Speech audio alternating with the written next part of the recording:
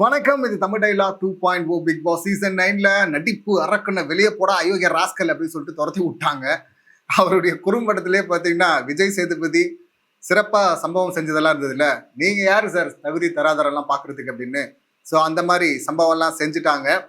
கடைசியா எண்டில் கூட சொன்னாங்கல்ல, அவ்வளோதான் ஹிஸ்ட்ரி முடிஞ்சு அப்படின்னு, கேமரா திருப்பினதோட முடிஞ்சு அப்படின்னு சொல்லிட்டு முடிச்சு விட்டாங்க. நடிப்பு அரக்கன் வெளியே போயிட்டான் அப்படின்னு பார்த்தா புதுசா வர்றாங்க நடிப்பு அரக்கர்கள். ஆக்சுவலா உள்ளதான் இருந்திருக்கிறாங்க. இந்த நடிப்பு அரக்கன் இருக்கும்போது நம்ம அந்த பக்கம் இந்த நடிப்பெல்லாம் நம்ம ஃபோக்கஸ் பண்ணாம விட்டோம். இல்லைன்னா இவர் வந்து ஓவர் ஷேடோ பண்ணிட்டாரு. இப்போ வெளியே போனதான் பார்த்தீங்கன்னா புதுசா நடிப்பு அரக்கர்கள் வெளியே வர்றாங்க. ஃபர்ஸ்ட் அக்கா பார்வதி யாரு எவிக்ட் ஆவாங்க அப்படின்னு சொல்லிட்டு ஆர்ட் சீட்ல உட்கார வச்சுட்டாங்க. கனி, திவாகர. விஜேஎஸ் வந்து கேட்கிறாரு யார் போவாங்கன்னு போது பார்வதி வந்து திவாகர்ன்னு சொல்றாங்க.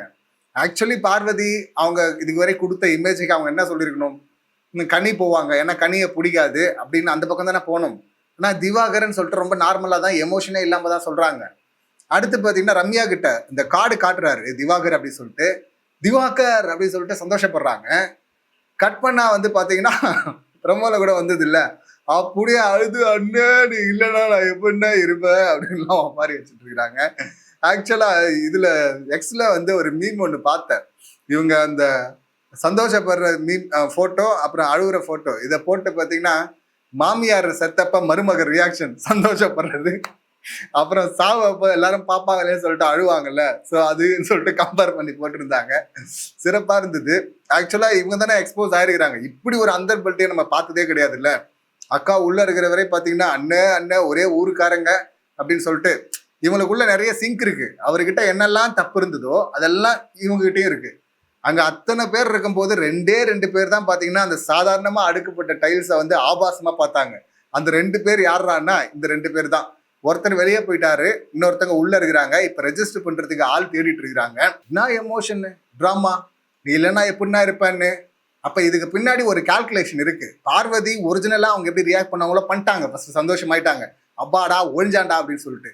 அதுக்கப்புறமா யோசிச்சு ஐயோ அவனுக்கு ஒரு ஓட் பேங்க் இருக்கு, இதுவரை நம்ம அண்ணன் சுத்திட்டு இருந்தோமே, இது தப்பா போயிடுச்சுன்னா அப்ப உடனே ஸ்கிரிப்டை மாத்து அப்படின்னு சொல்லிட்டு அங்க ஒரு அழுது பர்ஃபார்மன்ஸை போட்டு இப்ப அவருடைய ஓட் பேங்க் பெருசா இருக்கான்னு தெரியல, எனக்கு இருக்கும்ல, கொஞ்சம் இருந்தாலும் அது நல்லது தானே அப்படின்னு சொல்லிட்டு பார்வதி நினைக்கலாம்.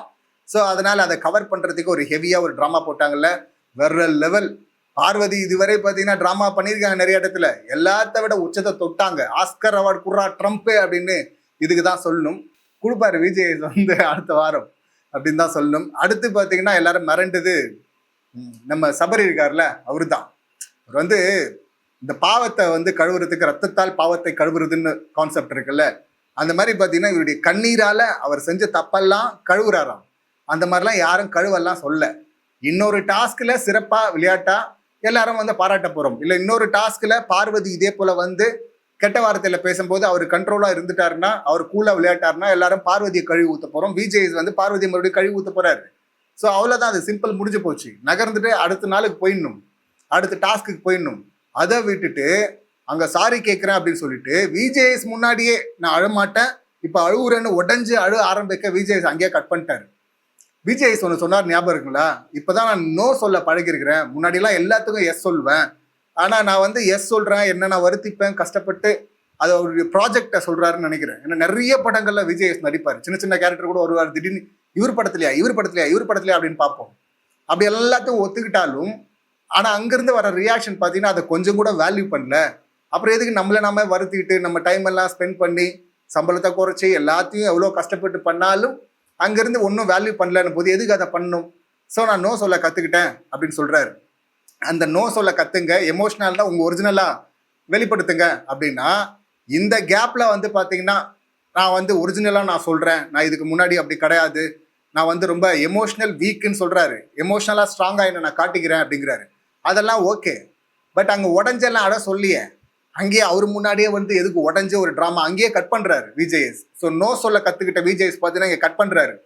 இந்த மாதிரிலாம் யாராவது ட்ராமா பண்ண அதெல்லாம் பார்த்துட்டு இருக்க மாட்டேன், நானே இப்போதான்டா கத்துக்கிட்டு இருக்கேன்னு சொல்லிட்டு கட் பண்ணாரா. ஸோ இப்போ கட் பண்ணிட்டாரு. அடுத்து சபரி பார்த்தீங்கன்னா என்ன பண்ணணும், தனியாக போய் அழுலாம், இல்லை கனியக்கா அந்த கேங் இருக்குல்ல கூப்பிட்டு வச்சு அழுவலாம். கனியக்கா அழும்போது இவர் போய் சமாதானப்படுத்துறாரு. அதே போல் அந்த கேங்ல கூட அழுவலாம், ஏன்னா அந்த கேங் வந்து எனக்கு ரொம்ப கம்ஃபர்டபுளான ஆட்கள், அவங்க நான் சொன்ன உண்மை நம்புவாங்க அப்படின்னு சொல்லிட்டு இல்லை நம்புற மாதிரியாவது நடிப்பாங்க அப்படின்னு அழுவலாம்.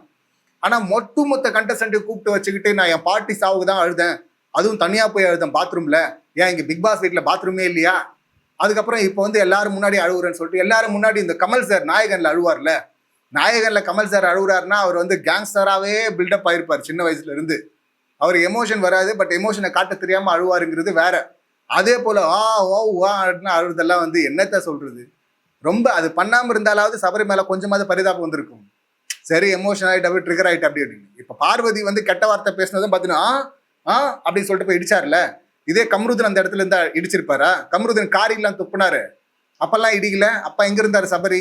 இந்த சபரி உள்ள இருந்தாரு, ஆனா பார்வதி தான் ட்ரிகர் பண்ணி விட்டாங்க அப்படின்னா இப்ப இனிமே பேசுவாங்கல்ல, சம்பவம் வரும்ல, அப்ப இதே போல நடந்துப்பாரா? இப்ப எல்லாரும் முன்னாடி எல்லாரும் ஒத்துங்க, நான் வந்து எமோஷனலா வந்து ரொம்ப வீக்கு, நான் ரொம்ப நல்லவன், அதாவது கான்ட்ராஸ்டா ட்ரை பண்றாரு. முரடன் அது கான்ட்ராஸ்ட், எமோஷனல் வீக் இல்ல. எல்லாரும் என்ன முரடன் சொல்றாங்க, நான் முரடன் கிடையாது, நான் எமோஷனல் வீக் ஆனவன், நான் நடிச்சிட்டு இருந்தேன், நான் இதை மாஸ்கா போட்டிருந்தேன் அப்படின்னு சொல்லிட்டு அழுது ஒன்று பண்றாரு. நடிப்பாருக்கனே பரவாயில்ல அப்படின்னு தான் சொல்ல வச்சுட்டாரு இந்த இடத்துல. அதை விட்டுட்டு கடந்து போனா சபரி வரலாம், சபரிக்கான பெரிய ஸ்பேஸ் இருக்கு, பட் அவரா வந்து சிக்கிறார் அப்படின்னு தான் சொல்லணும். இந்த சம்பவங்களை நீங்க எப்படி பாக்குறீங்க, உங்க கருத்துக்கள் என்ன அப்படிங்கறத கமெண்ட் பண்ணுங்க. மீண்டும் அடுத்த வீடியோல சந்திக்கலாம். நன்றி, வணக்கம்.